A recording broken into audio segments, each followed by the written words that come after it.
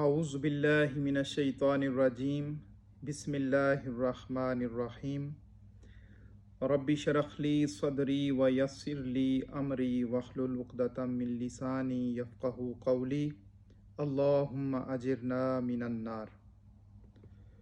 تمام تعریفیں اللہ سبحانہ و تعالیٰ کے لیے ہیں جو خالق کل کائنات بھی ہے اور مالک ارض و سماوات بھی ہے۔ اس کائنات کے ذرے ذرے پر اسی کی قدرت اور بادشاہی ہے۔ رسولوں کو رسالت بھی اسی نے عطا کی ہے اور انبیاء کرام علیہم السلام کو نبوت بھی اسی نے عطا کی ہے۔ ہماری زندگی کا وارث بھی وہی ہے اور ہمیں موت دینے کا اختیار بھی اسی کے دائرہ قدرت میں ہے۔ قرآن پاک کی سورہ شورى میں وہ فرماتا ہے، وہ جسے چاہتا ہے بیٹے دیتا ہے، وہ جسے چاہتا ہے بیٹیاں عطا کرتا ہے، اور وہ جسے چاہتا ہے اولاد سے محروم رکھتا ہے۔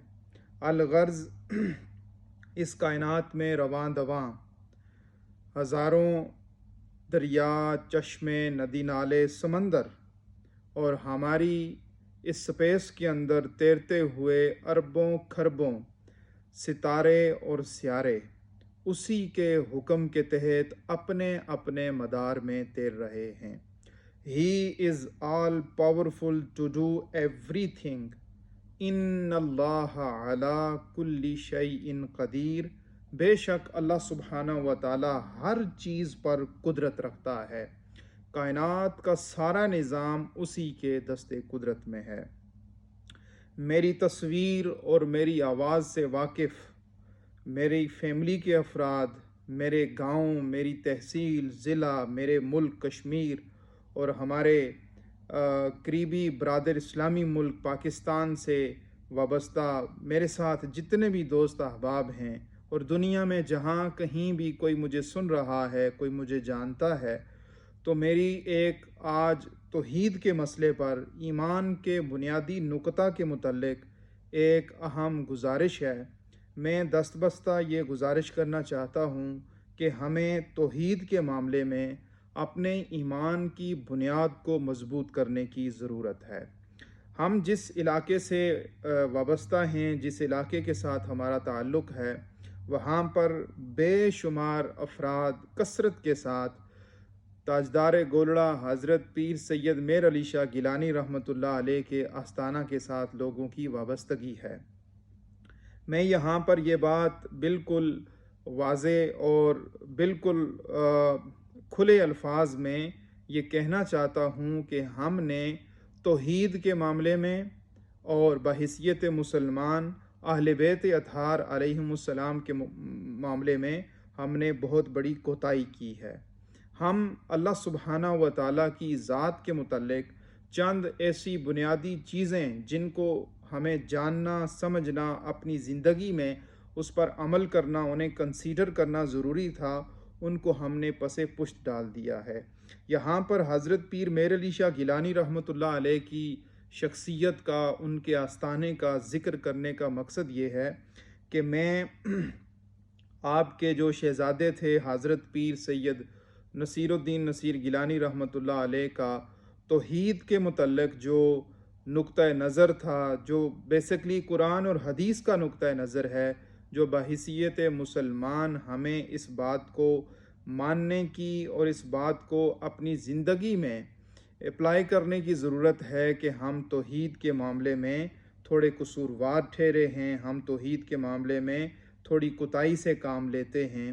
اس معاملے میں گزارش یہ ہے کہ چند کھری باتیں ہیں، چند اہم باتیں ہیں، لیکن ان کا تعلق ہماری قبر اور قیامت کے ساتھ ہے۔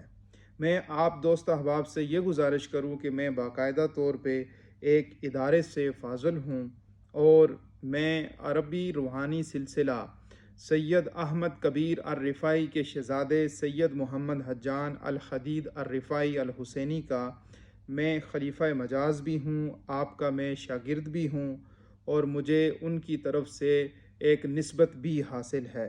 یہ ساری باتیں ہونے کے باوجود میں نے اپنی گفتگو کا سوشل میڈیا سے اپنے کلام کا آغاز توحید سے اس لیے کرنا چاہا ہے کہ توحید ہی ہمارے ایمان کا بنیادی نقطہ ہے۔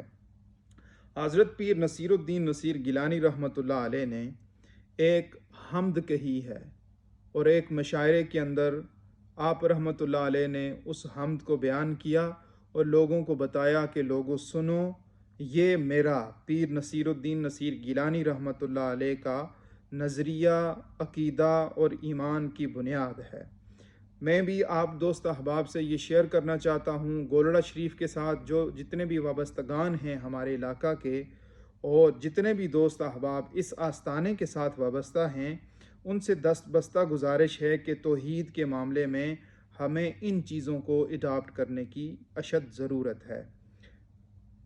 پیر صاحب فرماتے ہیں کہ کس سے مانگیں، کہاں جائیں، کس سے کہیں، کس سے مانگیں، کہاں جائیں، کس سے کہیں، اور دنیا میں حاجت روا کون ہے؟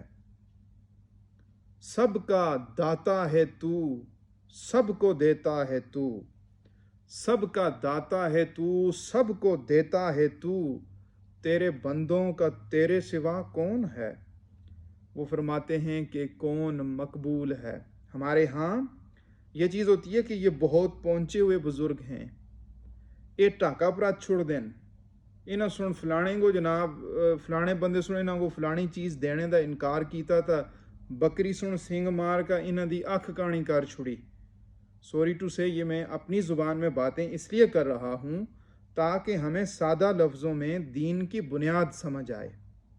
تو وہ پیر صاحب لکھتے ہیں کون مقبول ہے، کون مردود ہے، کیا خبر تجھ کو کہ وہ کون ہے؟ یعنی کہ ہم جو کہتے ہیں نا یہ بہت بڑے پہنچی ہوئی شخصیت ہیں، یہ غوث زماں ہیں، یہ مجدد دوران صدی ہیں، پتہ نہیں اتنے لمبے لمبے القابات لگائے جاتے ہیں، اور خدا خوفی کا معاملہ کہیں بھی کسی صورت میں نظر نہیں آتا۔ جبہ، دستار، داڑھی اور ظاہری جو لبادہ ہے دین کے اعتبار سے، اس کو کیش کیا جا رہا ہے، اس کو فروخت کیا جا رہا ہے۔ اللہ سبحانہ و تعالیٰ نے کنڈیم کیا ہے۔ سورہ بقرہ کو اگر آپ پڑھیں تو اس کے بنیادی 2-3 رکوع کے اندر آپ اس پورے مضمون کو پڑھ سکتے ہیں کہ اللہ سبحانہ و تعالیٰ نے تو ان لوگوں کو کہا ہے کہ تم لوگ اس کتاب کا مطالعہ بھی کرتے ہو، وَأَنْتُمْ تَتْلُونَ الْكِتَابَ، تم اس کتاب کو پڑھتے بھی ہو، أَفَلَا تَعْقِلُونَ، کیا تمہیں عقل نہیں ہے؟ یعنی سارا کچھ پتہ ہونے کے باوجود جب علماء ظاہری جبہ و دستار کو دیکھ کر ان کو جنت کے ٹکٹ بانٹتے ہیں، جب لوگوں کو اپنے قائم کیے ہوئے معیار کے مطابق جنت اور دوزخ کے فیصلے خود بیٹھ کر کر رہے ہوتے ہیں، تو بیسکلی یہ دین کے معاملے میں ایک ناسمجھی کا معاملہ ہوتا ہے، اور یہ دین کے ساتھ ایک کھلواڑ کرنے کے برابر ہوتا ہے۔ تو پیر صاحب قبلہ نے بڑی سادی، بڑی اہم اور ضروری بات کہہ دی ہے۔ آپ فرماتے ہیں کہ کون مقبول ہے، کون مردود ہے، کیا خبر تجھ کو کہ کیا کون ہے؟ جب تلیں گے عمل سب کے میزان پر، جب تلیں گے عمل سب کے میزان پر، تب کھلے گا کہ کھوٹا کھرا کون ہے۔ اولیاء تیرے محتاج اے رب کل، اولیاء تیرے محتاج، یہ عقیدہ ہے، یہ ایمان کی بنیاد ہے۔ اولیاء تیرے محتاج اے رب کل، تیرے بندے ہیں سب انبیاء و رسول، نبی ہوں، رسول ہوں، ولی ہوں، کوئی حاجی صاحب ہوں، کوئی شاجی صاحب ہوں، کوئی بھی ہوں، یہ سب خدا کے بندے ہیں، یہ سب اس کی کریشن ہے، کریٹر صرف وہ ہے، ہم سب مخلوق ہیں، وہ ایک خالق ہے۔ وہ فرماتے ہیں پیر صاحب کی اولیاء تیرے محتاج اے رب کل، تیرے بندے ہیں سب انبیاء و رسول، ان کی عزت کا باعث ہے نسبت تیری، یعنی وہ تیرے بندے ہیں اس لیے ان کی عزت ہے۔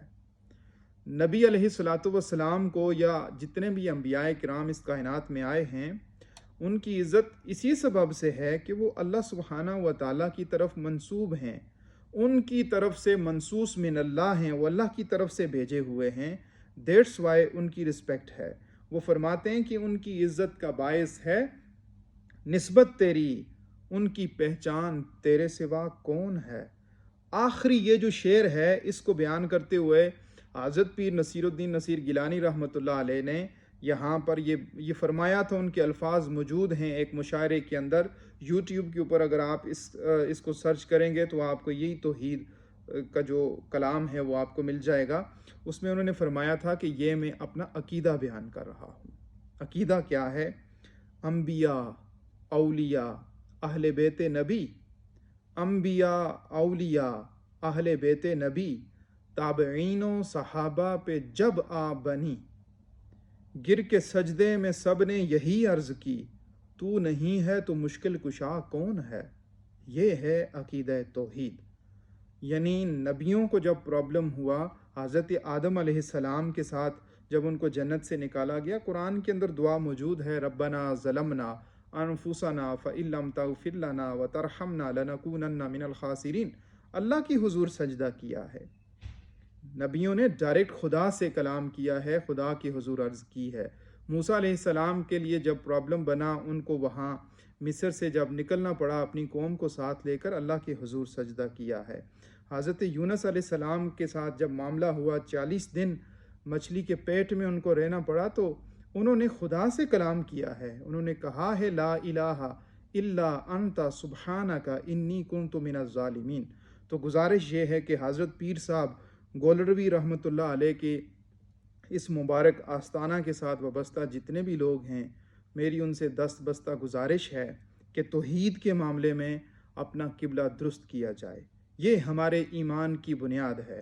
اللہ سبحانہ و تعالیٰ کے ذات کے متعلق، اللہ سبحانہ و تعالیٰ کی صفات کے متعلق اگر ہمارا عقیدہ متزلزل ہے، اگر اللہ سبحانہ و تعالیٰ کے کمالات، اس کی جو ذاتی صفات ہیں، اگر ہم اس میں کسی کو شریک ٹھہراتے ہیں تو یہ ہمارے ایمان کی بربادی کا سبب ہے۔ انبیاء بھی خدا کے حضور سجدہ کرتے تھے، اولیاء بھی خدا کے حضور سجدہ کرتے تھے، سچے صوفیاء نے بھی یہی پیغام دیا ہے۔ پیر نصیر الدین نصیر گیلانی رحمۃ اللہ علیہ اکثر اوقات فرماتے تھے کہ انہاں لوکاں دے پیراں تھلے جڑے تیلے اور ککھ نے، اپنے مالک دے حضور میرا کی پتہ اتنا بھی مقام اور مرتبہ ہے یا نہیں۔ وہ فرماتے تھے کہ میں پیر میر علی شاہ دا پوترا ہاں، اگر میں کچھ نہیں کر سکتا، وہ کہہ رہے تھے کسی کا بیٹا ہے تو بیٹی نہیں دے سکتا، میں اولاد میں نہیں دے سکتا، رزق میں نہیں دے سکتا، یہ سارے اختیارات اللہ سبحانہ و تعالیٰ کے ہیں۔ وہ فرماتے تھے کہ اگر پیر میر علی شاہ دا پوترا ہو کے میں کچھ نہیں کر سکتا تے اے شودے کے کرسن، تے لہٰذا ضرورت اس امر دی ہے کہ تسیں اللہ سبحانہ و تعالیٰ دی توحید دی طرف مائل ہو، اسی نو اپنا خالق و مالک سمجھو۔ قرآن پاک کا جو سب سے پہلا چیپٹر ہے، جو ہمارے لیے ٹرائل ہے، جو ٹیسٹ کیس کے طور پر اگر آپ اس کو پڑھیں، سورہ فاتحہ، تو سورہ فاتحہ کے اندر جو چیزیں بیان ہوئی ہیں، ہم تو شاید اللہ سبحانہ و تعالیٰ کے اس مبارک کلام کے پہلے چیپٹر کے امتحان میں بھی پاس نہ ہو سکیں۔ انشاءاللہ اس موضوع پر دوبارہ سے ہم کلام ہوں گے آپ کے ساتھ۔ آپ دوستوں کا فیڈ بیک ہمیں درکار رہے گا، آپ کی جو رائے ہوگی، آپ کا جو نقطہ نظر ہوگا، اس کو بھی عزت کی نگاہ سے دیکھا جائے گا۔